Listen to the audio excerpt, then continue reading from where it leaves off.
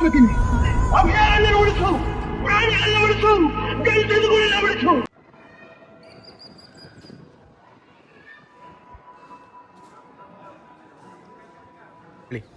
So ಇಲ್ಲೊಂದು ಪ್ರಾಧಿಕಾರ ರಚನೆ ಮಾಡಿದ್ದಾರೆ. ಸೊ ಇದು ಹಂಪಿ ಏನಪ್ಪ ಅಂದರೆ ವರ್ಲ್ಡ್ ಹೆರಿಟೇಜ್ ಸೈಟ್ ಇರೋದ್ರಿಂದ 42 ಕಿಲೋಮೀಟರ್ ಸುತ್ತಳತೆ. ಆ ಸುತ್ತಳತೆಯಲ್ಲಿ ಯಾರು ಮನೆಗಳು ಕಟ್ಟಂಗಿಲ್ಲ. ಅಕಸ್ಮಾತ್ ಮನೆ ಕಟ್ಟಬೇಕಾದ್ರೂ ಕೂಡ ಅವರಿಗೆಲ್ಲ ಪರ್ಮಿಷನ್ ತೊಗೋಬೇಕು. ಗ್ರಾಮ ಪಂಚಾಯತಿ ಸಂಬಂಧಪಟ್ಟಂಥ ಇಲಾಖೆಗೆ ಅರ್ಜಿ ಕೊಟ್ಟರೆ ಅವ್ರ ಅರ್ಜಿ ಪರಿಶೀಲನೆ ಮಾಡಿ ಇಲ್ಲಿ ಕಟ್ಟಬೇಕೋ ಬೇಡ ಅಂತ ತೀರ್ಮಾನ ಮಾಡಿ ಹೇಳ್ತಾರೆ. ಕಟ್ಟಬೇಕಾದ್ರೆ ಕಟ್ಬೋದು, ಇಲ್ಲ ಅಂದರೆ ಇಲ್ಲ, ಹಾಗೆ. ಆಮೇಲೆ ಇನ್ನೊಂದು ಏನಂದರೆ, ಒಂದು ಮಾನ್ಯುಮೆಂಟ್ ನಮಗೇನು 2010 ಒಂದು ಆ್ಯಕ್ಟ್ ಆಯ್ತು, ಮಾನ್ಯುಮೆಂಟ್ ಆ್ಯಕ್ಟ್ ಅಂತ ಬರ್ತೀವಿ. ಹಳೆ ಕಾಲದ ಮಾನ್ಯುಮೆಂಟಲ್ಲಿ 300 ಮೀಟರ್ಸ್ ಮೊದಲಿಗಿದ್ದಿತ್ತು. 300 ಮೀಟರ್ ಸುತ್ತಮುತ್ತ ಯಾವುದೇ ಮಾನ್ಯುಮೆಂಟ್ ಇರಲಿ, ಅಲ್ಲಿ ಯಾವುದೇ ಜನಗಳು ಇರಬಾರ್ದು, ವಸತಿ ಇರಬಾರ್ದು ಅಂತ ಆಯಿತು. ಅಲ್ಲಿಂದ 300 ಮೀಟ್ರಿಂದ 100 ಮೀಟ್ರಿಗೆ ತಂದರು. ಇವತ್ತು ಕೂಡ ಒಂದು ಯಾವುದೇ ಮಾನ್ಯುಮೆಂಟ್ 100 ಮೀಟರ್ ಸುತ್ತ ಇಲ್ಲಿ ಯಾರು ಇರೋಂಗಿಲ್ಲ, ಅಗೆಯಕ್ಕೆ ಬಿಡೋಂಗಿಲ್ಲ, ಪರ್ಮಿಷನೇ ಇಲ್ಲ. ಅಕಸ್ಮಾತ್ ನಂದು ಇದ್ರೂ ಕೂಡ ಪರ್ಮಿಷನ್ ಕೊಡಲ್ಲ. ಇದು ಒಂದು ಮಾನ್ಯುಮೆಂಟ್ ಆ್ಯಕ್ಟ್ ಇರೋದ್ರಿಂದ ನಮಗಿಲ್ಲಿ ಸಾಕಷ್ಟು 319 ಮನೆಗಳನ್ನು ಇಲ್ಲಿಂದ ಶಿಫ್ಟ್ ಮಾಡಿದ್ದಾರೆ. ಹೊಸ ಹಂಪಿ ಅಂತೇಳಿ ಮಾಡ್ಕೊಂಡಿದ್ದೀವಿ. ಅದು 2010 ಆ್ಯಕ್ಟ್ ಆಯಿತು. 11ಕ್ಕೆ ನಮ್ಮನ್ನೆಲ್ಲ ಶಿಫ್ಟ್ ಆಯಿತು. ಈಗ ನಿಮ್ಮ ಮನೇನೋ ಅದರಲ್ಲಿ ಅವಾಗಲೇ ಕೂಡ ಅಲ್ಲೇ ಇದೆ. ಸದ್ಯ ಹೊಸ ಹಂಪಿಯಲ್ಲಿದೆ. ನಾವು ದೇವಸ್ಥಾನ ಪಕ್ಕನೇ ನಮ್ಮ ಮನೆ ಇತ್ತು, ಹುಟ್ಟಿದ್ದೆಲ್ಲ ಇಲ್ಲೇ ನಾವು. ಬಟ್ ಈಗಲೇ ಶಿಫ್ಟ್ ಆಗಿದೆ.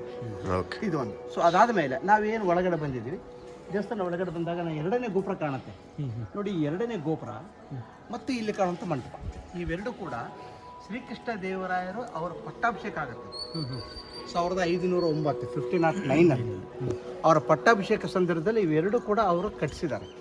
ಇದಕ್ಕೋಸ್ಕರ ಇವೆರಡು ಕೂಡ ನೆನಪಿಗೋಸ್ಕರ ಕಟ್ಟಿರುವಂಥದ್ದು. ಇದು ಶ್ರೀಕೃಷ್ಣ ದೇವರಾಯರು ಕಟ್ಟಿಸಿರೋದ್ರಿಂದ ಇದಕ್ಕೆ ನಾವು ಹೇಳ್ತೀವಿ ರಾಯರ ಗೋಪುರ ಅಂತ ನಾವು ಕರಿತೀವಿ. ರಾಯ ಅಂದರೆ ರಾಜ ಅಂತ. ಆಮೇಲೆ ಇಲ್ಲೊಂದು ಗೋಪುರ ಕಾಣುತ್ತೆ, ಇದು ರಾಯಣ್ಣ ರಾಜ ಅಂತಕ್ಕಂಥ ಒಬ್ಬ ರಾಜ ಕಟ್ಟಿಸಿರುವಂಥ ಗೋಪುರ ಇರ್ಬೋದು, ಗೆಸ್ಸಿಂಗ್ ಇದೆ. ಇದು ಸುಮಾರು 105 ಅಡಿ ಎತ್ತರ ಇದೆ ನೋಡಿ. ಗೋಪುರ 3 ಗೋಪುರ ಟ್ಯಾಲಿ ಮಾಡಿದಾಗ ಈ ಗೋಪುರದ ಆರ್ಕಿಟೆಕ್ಚರ್ ಚೇಂಜ್ ಇದೆ ಸರ್. ಹೌದೌದು. ಇದು ನಾವು ಆ್ಯಕ್ಚುಲಿ ಹೇಳ್ತೀವಿ ಚಾಲುಕ್ಯ ಆರ್ಕಿಟೆಕ್ಚರ್ ಅಂತ ಹೇಳ್ಬೋದು. ಆಮೇಲೆ ಅವೆರಡು ಕೂಡ ನಾವು ಹೇಳ್ತೀವಿ ವಿಜಯನಗರ ಶೈಲಿ, ವಿಜಯನಗರ ಒಂದು ಆರ್ಕಿಟೆಕ್ಚರ್ ಅಂತ ಹೇಳ್ಬೋದು. ಓಕೆ, ಈ ಕಡೆ ಇದು ಚಾಲುಕ್ಯ ಸೈಡ್ ಕಾರ್ನರ್ ಎಲ್ಲ ಬರೆದಂಥ ಶಾಸನ.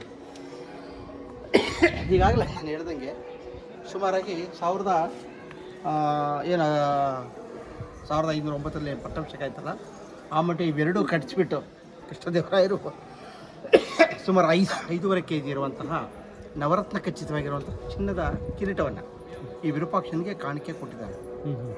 ಇವತ್ತಿಗೂ ಕೂಡ ಆ ಕಿರೀಟ ಹೊಸಪೇಟೆ ಗೌರ್ಮೆಂಟ್ ಟ್ರೆಸರಲ್ಲಿ ಇರ್ತದೆ. ವಿಶೇಷ ಕಾರ್ಯಕ್ರಮಗಳನ್ನ ಮಾತ್ರ ತರ್ತಾರೆ. ಆ ವಿಶೇಷ ಕಾರ್ಯ ತರ್ತಾರೆ. ಇಲ್ಲಿ ಜಾತ್ರೆ ನಡೆಯುತ್ತೆ, ಪರಪೂಜೆ ಮಹೋತ್ಸವ ನಡೆಯುತ್ತೆ, ಸಂಕ್ರಮಣೆ ನಡೆಯುತ್ತೆ, ಮೊನ್ನೆ 14 ತಾರೀಕು. ಆಮೇಲೆ ಮಹಾಶಿವರಾತ್ರಿ ಆಗುತ್ತೆ. ಅದಾದ ಮೇಲೆ ಹಂಪಿ ಉತ್ಸವ ಅಂತ ಮಾಡ್ತಾರೆ ಸರ್ಕಾರದಿಂದ. ಆ ಮೂಮೆಂಟಲ್ಲಿ 3 ದಿನ ಪರ್ಮಿಷನ್ ಇರ್ತದೆ. ಸೊ ಈಗ ನಾವು ಅದನ್ನು ಫೋಟೋ ನೋಡ್ಬೋದು, ಒಳಗಡೆ ನಿಮಗೆ ಫೋಟೋ ತೋರಿಸ್ತೀವಿ. ಸೊ ಈ ರೀತಿಯ ಬರೆದಿರೋಂಥ ಶಾಸನಗಳು ಇವತ್ತು ಈ ಶಾಸನಗಳು ಸಿಕ್ಕಿರೋದ್ರಿಂದ ನಮಗೆ ಇತಿಹಾಸ ಸಿಕ್ಕಿದೆ. ಶಾಸನಗಳು ಸಿಗಲಿಲ್ಲ ಅಂದರೆ ಇವತ್ತು ಏನು ಯಾರು ಕಟ್ಸಿದ್ರು ಏನು ಹೇಳೋಕ್ಕಾಗ್ತಿರ್ಲಿಲ್ಲ. ಯಾಕಂದರೆ ಎಲ್ಲ ಎವಿಡೆನ್ಸ್ ಸುಟ್ಟೋಗ್ಬಿಟ್ವು, ಅಲ್ಲ ಬೆಂಕಿಯಲ್ಲಿ ಹಾಕಿ ಎಲ್ಲ ಸುಟ್ಟೋಗ್ಬಿಟ್ವು. ಸೊ ಹಾಗಾಗಿ ನಮಗೆ ಉಳ್ಕೊಂಡಿರೋದು ಕಲ್ಲಲ್ಲಿ ಬರೆದ ಶಾಸನಗಳು. ಇದು ಹಳೆ ಕನ್ನಡನ? ಇದು ಶ್ರೀಕೃಷ್ಣ ದೇವರಾಯರು ಅಂತ ಬರೆದಿರೋದು.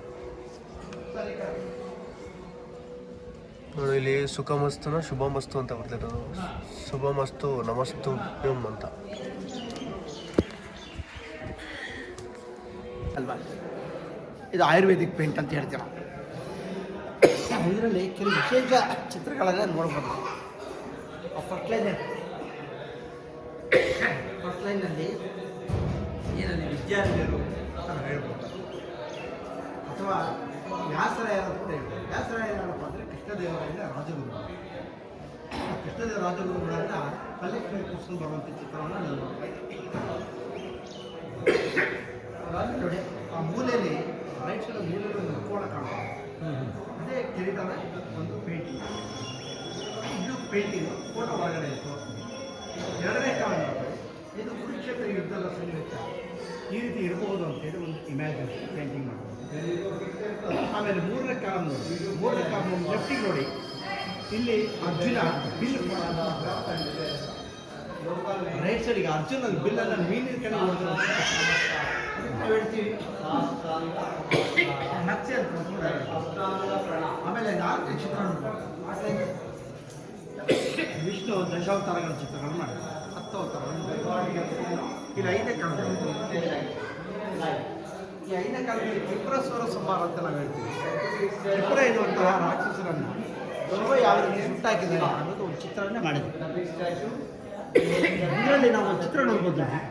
ಇಡೀ ನಮ್ಮ ಭೂಮಂಡಲ ಏನಿದೆ, ಇಡೀ ಭೂಮಿನ ಒಂದು ಅರ್ಥ ಮಾಡ್ಕೊಂಡಿದ್ದಾನೆ. ಸೂರ್ಯಚಂದ್ರನು ಗಾಲಿಗಳ ಮಾಡ್ಕೊಂಡಿದ್ದಾನೆ.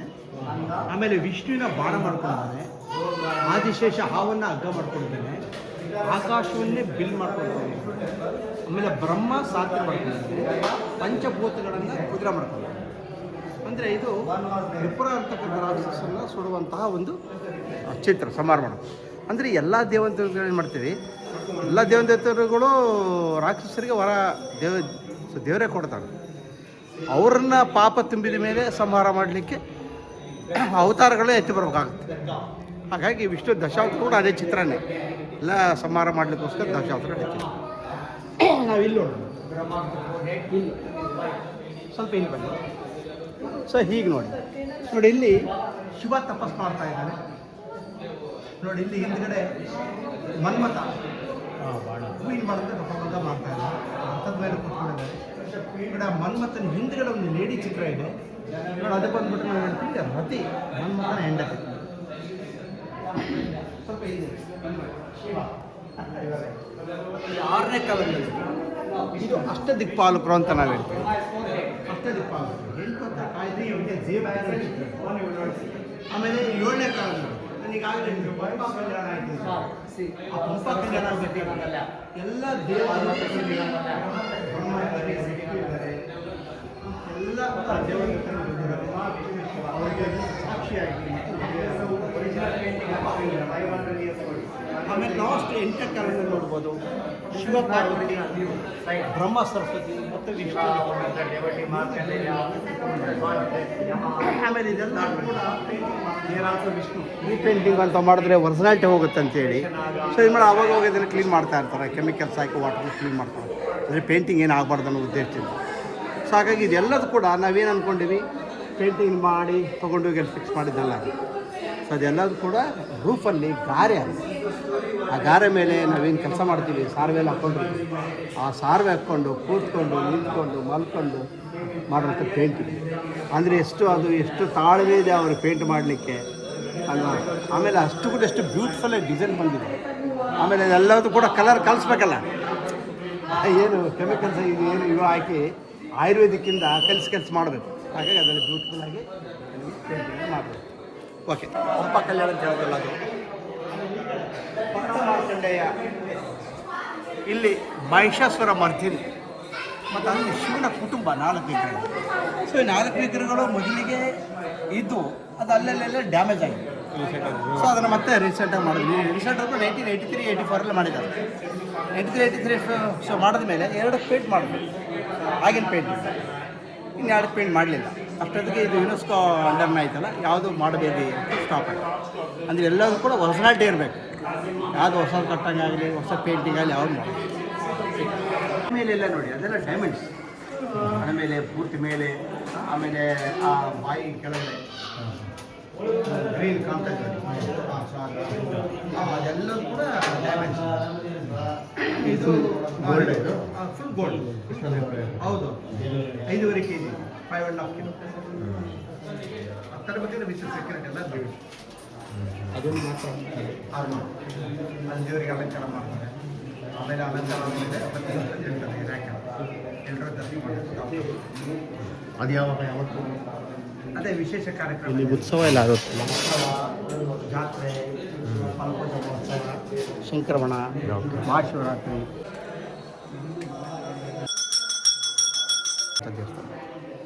ಹೊಯ್ಸಳರ ಕಾಲದಲ್ಲಿ ನಿರ್ಮಾಣ ಆಗಿದೆ.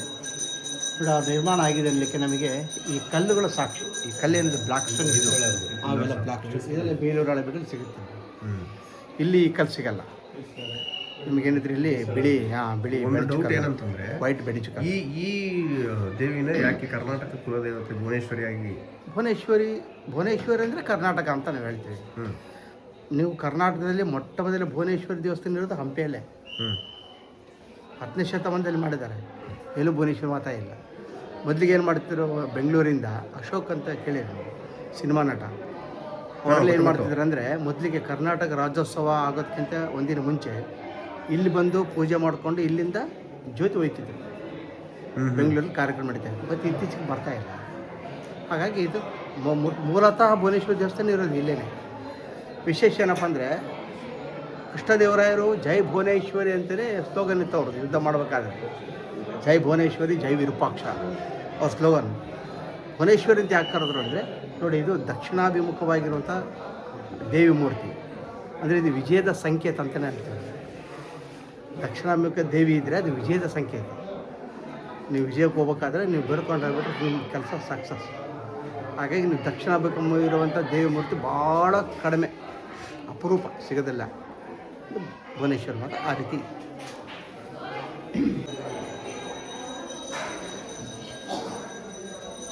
ಬನ್ನಿ ನೋಡಿ, ಇದು ವಿಜಯನಗರದ ರಾಜ ವಂಶಸ್ಥಳ ಅಂತ ಏನು ಹೇಳಿದೆ. ಇಡೀ ವಂಶ ಆಡಳಿತ ಎಲ್ಲಿಂದ ಪ್ರಾರಂಭ ಆಗುತ್ತೆ ಅಂತ ನಾನು ಈಗಾಗಲೇ ಹೇಳಿದೆ. 1336 ಸಾಮ್ರಾಜ್ಯ ಆಗಿರುತ್ತೆ ಅಂತ. 1336 ಸಾಮ್ರಾಜ್ಯ ಆದಮೇಲೆ ಸಂಗಮ ವಂಶದವರು ಆಳ್ತಾರೆ. ಅದು ನಾನು ಈಗಾಗಲೇ ಹಕ್ಕ ಬುಕ್ಕ ಅಂತ ನಾನು ಪುಸ್ತಕದಲ್ಲಿ ಓದಿದ್ದೇನೆ. ಹಕ್ಕ ಅಂದರೆ ಹರಿಹರ ಅಂತಲೇ. ನೆಕ್ಸ್ಟ್ ಅವ್ರ ತಮ್ಮ ಬುಕ್ಕ. ಹರಿಹರ ಆದಮೇಲೆ ಅವ್ರ ತಮ್ಮ ಬುಕ್ಕನಿಗೆ ಪಟ್ಟ ಸಿಗುತ್ತೆ. ಈ ಬುಕ್ಕನಿಗೆ ಸಂತತಿ ಅಂದರೆ ಅವ್ರ ಮಕ್ಕಳು, ಮೊಮ್ಮಕ್ಕಳು, ಮರಿ ಮೊಮ್ಮಕ್ಕಳು ಹೀಗೆ ಕಂಟಿನ್ಯೂ ಆಳ್ತಾರೆ. ಇವರು ಆಳಿರೋದ್ರಿಂದ ನಮಗೆ ವಿರೂಪಾಕ್ಷವರೆಗೂ ಆಳ್ತಾರೆ. ಇದರಲ್ಲಿ ಅತಿ ಫೇಮಸ್ ಆಗಿರುವಂಥವ್ರು ಹರಿಹರ ಬುಕ್ಕ ಮತ್ತು ದೇವರಾಯ ಮತ್ತು ಎರಡನೇ ದೇವರಾಯ. ಆಮೇಲೆ ಎರಡನೇದಾಗಿ ನಾವು ಹೇಳ್ತೀವಿ ಸಾಳ್ವ ವಂಶ. ಸಾಳ್ವ ವಂಶದಲ್ಲಿ ಕೇವಲ 3 ರಾಜರು ಆಳ್ತಾರೆ: ನರಸಿಂಹ, ತಿಮ್ಮ ಮತ್ತು ಇಮ್ಮಡಿ ನರಸಿಂಹ. ಈತನಿಗೆ ಸಾಳ್ವ ನರಸಿಂಹ ಅಂತ ಕೂಡ ಹೆಸರು. ಇಮ್ಮಡಿ ಪುಲಕೇಶಿ ಅಂತ ಹೇಳ್ತಾರಲ್ಲ, ಪುಲಕೇಶಿ. ಪುಲಕೇಶಿ ಅದೆಲ್ಲ ಹೊಯ್ಸಳ, ಚಾಲುಕ್ಯ. ಹೆಸರು ಇಮ್ಮಡಿ ಅಂತ ಹೇಳ್ತಾರೆ.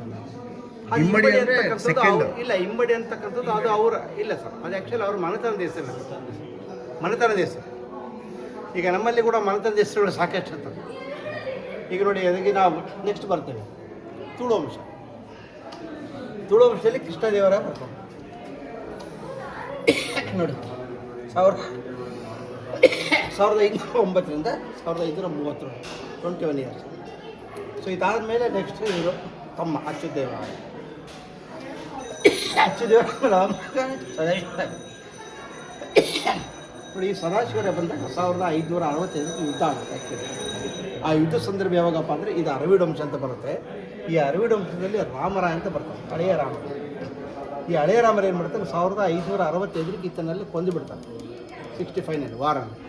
ಯಾವಾಗ ಈತ ಸತ್ತೋದ ಮೇಲೆ ಈ ಸದಾಶಿವರು ಏನು ಮಾಡ್ತಾರೆ, ಇಲ್ಲಿಂದ ಪೆನುಗೊಂಡದಲ್ಲೇ 5 ವರ್ಷ ರಾಜ್ಯಭಾರ ಮಾಡ್ತಾರೆ ಪೆನುಗೊಂಡದಲ್ಲಿ. ಸೊ ಅದಾದಮೇಲೆ ನೆಕ್ಸ್ಟ್ ಕಂಟಿನ್ಯೂಷನ್ ಅವ್ರು ಆಗ್ತಾರೆ. ಶ್ರೀರಂಗ, ಪೆದ್ದ ತಿರುಮಲ ಇವರೆಲ್ಲರೂ ಆಂಧ್ರದಲ್ಲಿ ಆಳ್ತಾರೆ. ಆಂಧ್ರ ಪ್ರದೇಶ. ಪೆನುಗೊಂಡ ಫಸ್ಟ್ ಆಗುತ್ತೆ. ಸೆಕೆಂಡ್ ಬಂದು ಚಂದ್ರಗಿರಿಗೆ ಹೋಗ್ತಾರೆ. ಮೂರನೇದಾಗ ವೆಲ್ಲೂರಿಗೆ ಹೋಗ್ತಾರೆ, ತಮಿಳ್ನಾಡು. ವೆಲ್ಲೂರು ಲಾಸ್ಟು ತಮಿಳ್ನಾಡು ಸೇರ್ಕೊಳ್ತಾರೆ. ಸೊ ತಮಿಳ್ನಾಡು ಯಾವಾಗ ಅಲ್ಲಿ ಹೋದ ತಕ್ಷಣ ನಿಮಗೆ ಮೈಸೂರಿಗೆ ಹೆಸರೆಲ್ಲ ಹತ್ರ ಆಗ್ಬೋದು. ಅವಾಗೇನಾಯಿತು, ಆ ಕೊನೆಯ ರಾಜ ಏನಿದ್ನಲ್ಲ ಶ್ರೀರಂಗ, ಆ ಶ್ರೀರಂಗ ಏನು ಮಾಡ್ತಾರೆ, ಮೈಸೂರು ಕಾಂಟ್ಯಾಕ್ಟ್ ಇರ್ತದೆ. ಇವತ್ತಿಗೆ ನಾವು ಮೈಸೂರಿನಲ್ಲಿ ಸಿಂಹಾಸನ ಅಲ್ಲಿ ನೋಡ್ಬೋದು. ಈಗ ಅಂಬಾರಿ ಫಸ್ಟ್ ಇಲ್ಲೇ ಅಲ್ವ ಇದ್ದಿದ್ದು? ಫಸ್ಟ್ ಎಲ್ಲ ಅಂಬಾರಿ ಇಲ್ಲೇ. ಅದನ್ನ ಹೇಳ್ತೀವಿ, ವಿಜಯನಗರದಲ್ಲಿ ತೋರಿಸ್ತೇನೆ ನಿಮಗೆ ಆನೆ ಕಟ್ಟುವಂಥದ್ದು ಅಂಬಾರಿ ಅವೆಲ್ಲ ಅಂತ. ಮತ್ತು ಇಲ್ಲಿ ಈ ಕೃಷ್ಣದೇವರಾಯರ ಗುರುಗಳು ಇರ್ತಾರಲ್ಲ, ವ್ಯಾಸರಾಯ ಅವ್ರದ್ದು ಸಮಾಧಿ ಅಲ್ಲಲ್ವ ಇರೋದು? ಇಲ್ಲಿದೆ, ನದಿ ಹತ್ರ ಬರುತ್ತೆ, ನವ ಬೃಂದಾವನ ಅಂತ ಬರುತ್ತೆ, ಅಲ್ಲಿದೆ. ಮತ್ತೆ ಒಬ್ರದ್ದು ಆಂಧ್ರನಲ್ಲಿ ಒಬ್ರದ್ದು ಇದೆಯಲ್ಲ, ರಾಘವೇಂದ್ರ ಸ್ವಾಮಿ ಅಲ್ಲ, ಆಂಧ್ರನಲ್ಲಿ ಒಬ್ರದ್ದು ಇದೆಯಲ್ಲ, ಇವರು ಕೃಷ್ಣದೇವರಾಯರದ್ದು ಗುರುಗಳದ್ದು ಅಥವಾ ತಂದೆಯವ್ರದ್ದು? ಕೃಷ್ಣದೇವರಾಯರ ಗುರುಗಳು ಬಂದು ವ್ಯಾಸರಾಯರು. ವ್ಯಾಸರಾಯರ ಸಮಾಧಿ ಬಂದು ಇಲ್ಲೇ ಇರೋದು. ನದಿ ದಂಡೆಯಲ್ಲಿದೆ ಅದು. ಅಂದರೆ ಆ ಕಡೆ ನದಿ ಈ ಕಡೆ ನದಿ ಬರುತ್ತೆ, ಮಿಡ್ಲಲ್ಲಿದೆ. ಒಬ್ಬರದೇ ಇಲ್ಲ, ಅಲ್ಲಿ 9 ಇಂಚುಗಳಿದೆ. ಇದು ನವ ಬೃಂದಾವನ ಅಂತ ಕರಿತೀವಿ ಅದನ್ನು. ಅಂದರೆ ನಾನೆಲ್ಲೋ ನೋಡಿದ್ದೆ, ಕೃಷ್ಣದೇವರಾಯರಿಗೆ ಸಂಬಂಧಪಟ್ಟವರು ಒಬ್ಬರು ಅಲ್ಲಿ ಹೋಗ್ತಾರೆ ಆಂಧ್ರಾಗೆ. ಅವ್ರ ಜೊತೆ ಅವ್ರದ್ದು ನಾಯಿದು ಕೂಡ ಸಮಾಧಿ ಇದೆ ಅಂತ ಕೇಳಿದ್ದೆ ನಾನು. ಅದೇ ಕೃಷ್ಣದೇವರಾಯರು ಆಲ್ಮೋಸ್ಟ್ ಆಲ್ ಯುದ್ಧವನ್ನು ಗೆದ್ದ ಮೇಲೆ ಎಲ್ಲ ಆಂಧ್ರಕ್ಕೆ ಹೋಗ್ತಿದ್ರು ಜಾಸ್ತಿ. ತಿರುಪತಿ ತಿಮ್ಮಪ್ಪ ಅವ್ರ ಮನೆ ದೇವರು. ಕೃಷ್ಣವ್ರ ಮನೆ ದೇವರು ಯಾರಂತ ತಿರುಪತಿ ತಿಮ್ಮಪ್ಪ. ಆರಾಧ್ಯ ದೇವರು ವಿರೂಪಾಕ್ಷ. ಮನೆ ದೇವರು ಬೇರೆ, ಆರಾಧ್ಯ ದೇವರು ಬೇರೆ. ಅವಾಗೇನಾಗುತ್ತಂದರೆ, ಯಾವಾಗ ಯುದ್ಧವನ್ನು ಗೆದ್ದಾಗ ಅಲ್ಲಿಗೆ ಹೋಗಿ ಕಾಣಿಕೆಲ್ಲ ಕೊಟ್ಟು ನಮಸ್ಕಾರ ಮಾಡಿ ಬರ್ತಾ ಇದ್ದ. ಕೃಷ್ಣದೇವರನ್ನ ಒರಿಜಿನಲ್ ಫೋಟೋ ನೀವು ತಿರುಪತಿಯಲ್ಲಿ ನೋಡೋದು, ಎಲ್ಲಿ ಇಲ್ಲ. ಕಲ್ಲಿನ ಮೂರ್ತಿ ಮಾಡಿ ಇಟ್ಟಿದ್ದಾರೆ. ದರ್ಶನ ಮಾಡ್ಕೊಂಡು ವಾಪಸ್ ಬಂದಾಗ ನೀವು ಅಲ್ಲಿ ನೋಡ್ತೀರಿ 3 ಮೂರ್ತಿಗಳಿದೆ. ಅದನ್ನೇ ಮೂರ್ತಿಗಳು ನಾವೇನು ಮಾಡಿದೀವಿ ಈಗ ಎಲ್ಲ ಕಡೆ ಬುಕ್ಕಲ್ಲಿ ಅದೇ ಪ್ರಿಂಟ್ ಹಾಕ್ಸಿದ್ದೀವಿ. ಆ ರೀತಿ ಇರ್ಬೋದು ನೀವು ಹೇಳ್ದಂಗೆ. ಯಾಕಂದರೆ ಅದು ಸಂಬಂಧಪಟ್ಟಿರೋರು ಬೇರೆ ರಾಜ ಇರ್ತಾರೆ. ನೋಡಿ, ಇದು ವಿಜಯನಗರದ ರಾಜಮುದ್ರೆ. ಆಮೇಲೆ ಏನಾಗ್ತದೆ, ಇತ್ತೀಚೆಗೆ ನಾವು ಆಂಧ್ರ ಪ್ರದೇಶ, ಆಂಧ್ರ, ಕರ್ನಾಟಕ, ತಮಿಳು ನಾವು ಮಾಡ್ಕೊಂಡಿದ್ದೀವಿ. ಮತ್ತು ಇದೆಲ್ಲ ಒಂದೇ ಇದೆ. ಅದಕ್ಕೆ ನಾವು ಹೇಳ್ತೀವಿ ಪ್ರಾಂತೀಯ ಭಾಷೆ ಅಂತ ಹೇಳ್ತೀವಿ. ಯಾವ ಪ್ರಾಂತರಿದ್ರೆ ಆ ಭಾಷೆಯಲ್ಲಿ ಮಾತಾಡ್ತಾ ಇದ್ರು ಅಂತ. ನೋಡಿ, ಈಗ ಅದು ನೋಡಿದ್ವಿ ಹಳೆಗನ್ನಡ ಅಂತ ಹೇಳಿದೆ. ಅದು ತೆಲುಗುನವರು ಕೂಡ ಓದ್ಬೋದು, ನಾವು ಓದ್ಬೋದು. ಆ ರೀತಿ ಬರೆದಿದ್ದಾರೆ. ಅಂದರೆ ಬರೆದಂಥ ಭಾಷೆ ಎಲ್ಲ ಒಂದೇ ಇದ್ದಾಗ ಸೊ ಮಾತಾಡುವಂಥದ್ದು ಮಾತ್ರ ಅಲ್ಲಿ ಚೇಂಜ್ ಇತ್ತು. ಈಗ ನೋಡಿ, ತುಳು ಅಂಶ ಅಂತ ಹೇಳ್ತೀವಿ. ತುಳು ಎಲ್ಲಿಂದ ಬಂತು? ಮಂಗಳೂರಿಂದ ಬರುತ್ತೆ ತುಳು. ಇವರು ಅಚ್ಚ ಕನ್ನಡಿಗರು ಅಂತ ನಾವು ಹೇಳ್ಬೋದು.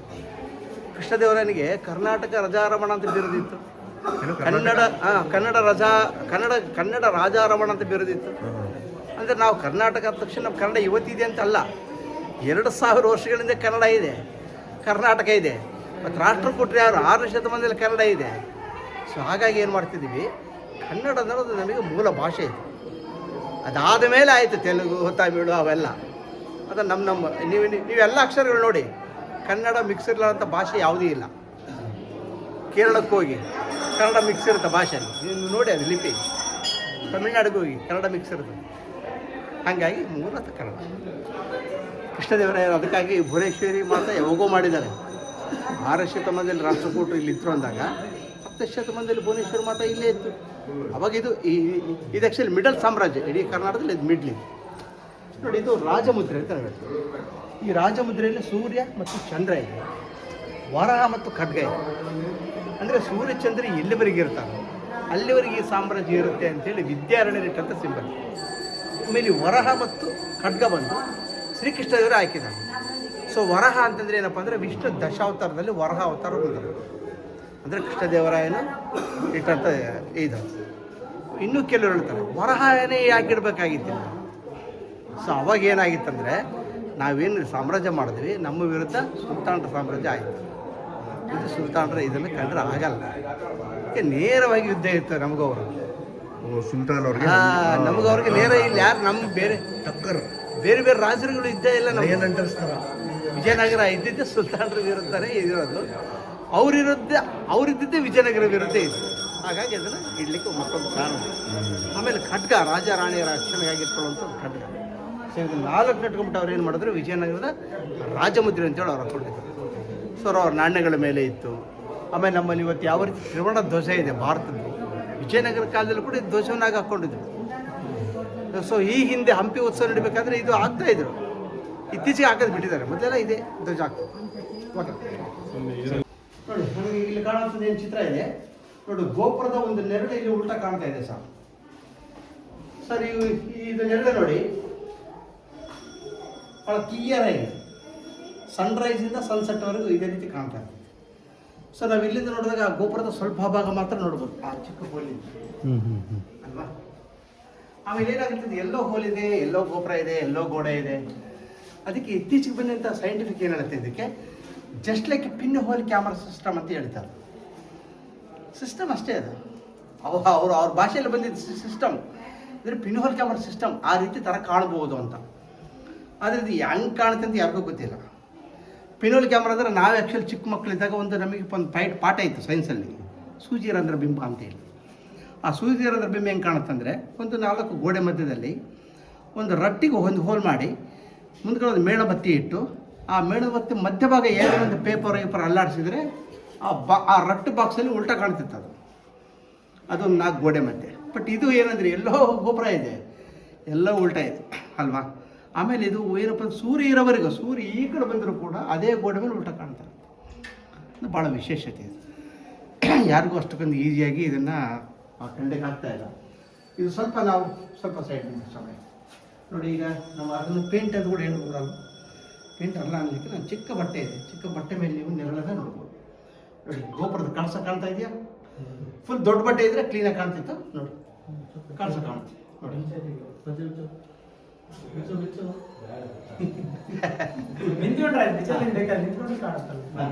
ಉಲ್ಟಾ ಕಾಣುತ್ತೆ.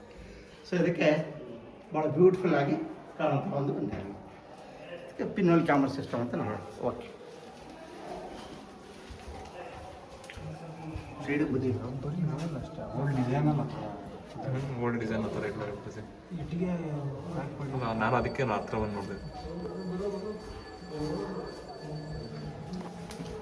ಈ ರಾಜಣ್ಣ ರಾಜ ರಾಯಣ್ಣ ರಾಜ ಇಬ್ಬರದೇ ಇರಲ್ಲ ಇದೆ ಶ್ರೀಕೃಷ್ಣದೇವರಾಯ ರಾಯರಾಜ ರಾಯಣ್ಣ ರಾಜ ಈ ಗೋಪುರ ಕಟ್ಟಿಸಿರೋದು ನೋಡು ವರುಣ, ನಾ ಅಲ್ಲ ಇದು, ನಾ ರಾಯನ ರಾಜ. ಶ್ರೀ ಇದು ನೋಡು ಶ್ರೀ 12ನೇ ಶತಮಾನದಲ್ಲಿ ಮಾಡಿರೋದು ಶಾಸನ. 12th ಸೆಂಚುರಿ ಯಾರಿದ್ರು ಚಾಲುಕ್ಯರ ಕಾಲದಲ್ಲಿ ಈ ಶಾಸನ ಮಾಡಿದ್ರು. ಚಾಲುಕ್ಯರ ಕಾಲದಲ್ಲಿ ಶಾಸನ ಮಾಡಬೇಕಾದ್ರೆ ಇವೆಲ್ಲವೂ ಅವರೇ ಕಟ್ಟಿಸಿದ್ರು ಚಾಲುಕ್ಯರು. ಇಲ್ಲೇನು ಕಾಣ್ತಾ ಇದೆ ಮಂಟಪಗಳು 12ನೇ ಶತಮಾನದಲ್ಲಿ ಕಟ್ಟಿರುವಂಥ ದೇವಸ್ಥಾನ.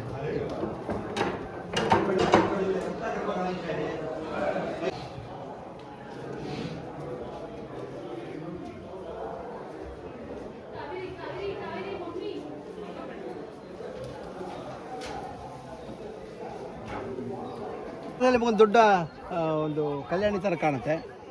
ಪುಷ್ಕರಣಿ ಅಂತ ನಾವು ಹೇಳ್ಬೋದು, ಅಥವಾ ಹೊಂಡ, ಮನ್ಮಥ ಹೊಂಡ ಅಂತ ಇದಕ್ಕೆ ಹೆಸರು. ಮೂಲತಃ ಹೆಸರು ಮನ್ಮಥ ಹೊಂಡ, ಮನ್ಮಥ ತೀರ್ಥ ಅಂತ ಕೂಡ ಹೇಳ್ಬೋದು. ಸೊ ಇಲ್ಲಿ ಏನು ಮಾಡ್ತಾರೆ, ಪ್ರತಿ ವರ್ಷ 2 ಸಲ ಡಿಸೆಂಬರ್ ಮತ್ತು ಏಪ್ರಿಲಲ್ಲಿ ತೆಪ್ಪೋತ್ಸವ ಮಾಡ್ತಾರೆ. ತೆಪ್ಪ ಮಾಡಿ ಶಿವಪಾರ್ವತಿ ಉತ್ಸವ ಮೂರ್ತಿ ಕೊಡಿಸಿ 5 ರೌಂಡ್ ಪ್ರದಕ್ಷಿಣೆ ಮಾಡ್ತಾರೆ. 5 ರೌಂಡ್ ಪ್ರದಕ್ಷಿಣೆ ಹಾಕಿದ ಮೇಲೆ ಆ ಮೂರ್ತಿಗಳನ್ನು ಉತ್ಸವದಲ್ಲಿ ಯಾವಾಗಲೂ ನೀರಿಷ್ಟೇ ಇರುತ್ತೆ.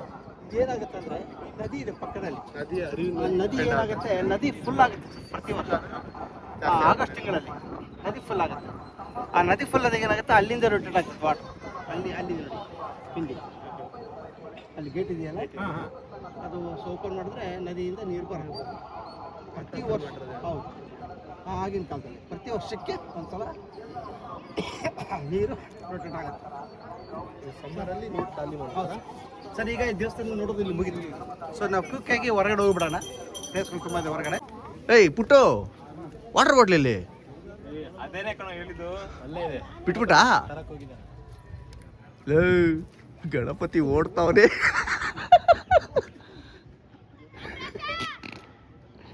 ಬಾಟ್ಲಲ್ಲಿ ಅಲ್ಲಿ ಪಾಪ ಮಗು ನೋಡ್ಸಿದ್ಯಲ್ಲ ಅಲ್ಲಿಂದ ಅಲ್ಲಿವರೆಗೂ.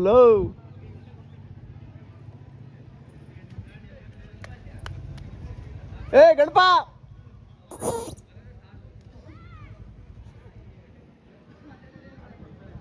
ಅಲ್ಲಿ ಸ್ಲಿಪ್ಪರ್ ಸ್ಟ್ಯಾಂಡ್ ನಿಮ್ಮ ಮನೆನಾ? ಸ್ವಲ್ಪ ಇನ್ನು ಈ ಕಡೆ ಇದು ಪಕ್ಕನೇ ಇಲ್ಲ ಇದು. ಈಗ ನಿಮಗೆ ಪರಿಹಾರ ಅಂತ ಸೊ ಈ ಲೈನಲ್ಲಿ ಇದ್ದಿದ್ ಮನೆ ತೆಗಿಸ್ತಾರೆ. ಅಲ್ಲಿ ಮಂಟಪ ಕಾಣುತ್ತೆ ನೋಡಿ, ಇನ್ನೊಂದು ಪಕ್ಕನ. ಎಷ್ಟಿತ್ತು ಎಲ್ಲ ಊಟದಲ್ಲಿ ಇಲ್ಲೇ ಶೀಟ್ ಆಯ್ತಾ ಮುಂಚೆ? ಹೌದು, ಶೀಟ್ ಹಾಕೊಂಡಿದ್ವಿ. ಎಷ್ಟು ಜಾಗ ಇತ್ತು ನಿಮ್ದು? ದೊಡ್ಡದು ಸರ್, ಇಲ್ಲಿಂದ ಎಂಡ್ ಆಫ್ ಅಲ್ಲಿವರೆಗೂ ಸುಮಾರು ಒಂದು 40 ಫೀಟ್ ಇತ್ತು. ಈಗ ನಿಮ್ಗೆ ಕೊಟ್ಟಿರೋದು ಅಷ್ಟೇ ಇದೆಯಾ? 20 ಫೀಟ್ ಇತ್ತು. ನಿಮ್ಗೆ ಕೊಟ್ಟಿರೋದು ಅಷ್ಟೇ ಇದೆಯಾ? ಈಗ ಅಷ್ಟೇ ಕೊಟ್ಟಿದ್ದಾರೆ ಅಲ್ಲಿ ಅಥವಾ? ಅಲ್ಲ, ಅಲ್ಲೆಲ್ಲ 20-30 ಎಲ್ಲರಿಗೂ ಸೇಮ್ ಸೈಜ್. 20-30 ಅವ್ರು ದೊಡ್ಡದಿರಲಿ ಚಿಕ್ಕದಿರಲಿ ಎಲ್ಲರಿಗೂ 20 ಸೈಜ್ 30. ಈಗ ಈ ಲೈನಲ್ಲಿ ಇರೋದು ಮಾತ್ರ ಇದೆ, ಯಾರಿಗೂ ಇಲ್ಲ ಅಲ್ವಾ? ಪೂರ್ತಿ ಎಂಡ್ ಆಫ್ ಮಾರ್ಕೆಟ್ ಇದೆ. ಆ್ಯಕ್ಚುಲಿ 1 ಕಿಲೋಮೀಟರ್ ಇದೆ. ಈಗ ಅದೆಲ್ಲ ಕೋರ್ಟ್ ಕೇಸಲ್ಲಿ ಅದೆಲ್ಲ ಕೋರ್ಟ್ ಕೇಸ್. ಬನ್ನಿ ಬನ್ನಿ. ಇದೆಲ್ಲ ಮಾರ್ಕೆಟೇ, ಅಲ್ಲಿವರೆಗೂ ಅಲ್ಲಿವರೆಗೆ ಎಂಡಿಂಗ್ ಮಾರ್ಕೆಟ್ವರೆಗೂ ಮಾರ್ಕೆಟೇ ಇದು. ರತ್ನಗಳ ಮಾರ್ಕೆಟ್.